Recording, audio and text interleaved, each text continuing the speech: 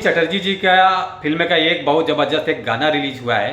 गाने का बोल है एक बार हमके अम्मा बोल देना, जो कि इस गाने का खूबी ये है, रानी चटर्जी जी जिस लड़के से वो प्यार करती है, फिर बाद में वो लड़का रानी चटर्जी जी से नफरत करने लगता है।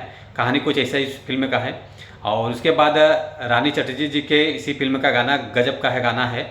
और इस गाने को गाया है प्रियंका सिंह जी, और गीत है अरविंद तिवारी जी का, और संगीत है साजन मिश्रा जी का। जो कि गाना बहुत बढ़िया लिखा हुआ है, और जो म्यूजिक है, म्यूजिक बहुत खतरनाक है, बहुत ज़बरदस्त गाना है। और 2 घंटा हो गया इस गाने को रिलीज करके।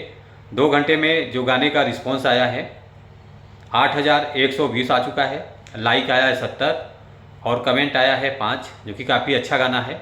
नमस्कार दोस्तों, मैं हूं सतीश और आप देख रहे हैं भोजपुरी वुड हंगामा। जो लोग इस चैनल को अभी तक सब्सक्राइब नहीं किए हैं वो लोग सब्सक्राइब कर लीजिए, ताकि जो भी भोजपुरी गाने या भोजपुरी फिल्म रिलीज होते रहेंगे आप लोगों को इस चैनल के माध्यम से देखने को, सुनने को, जानने को मिलेगा।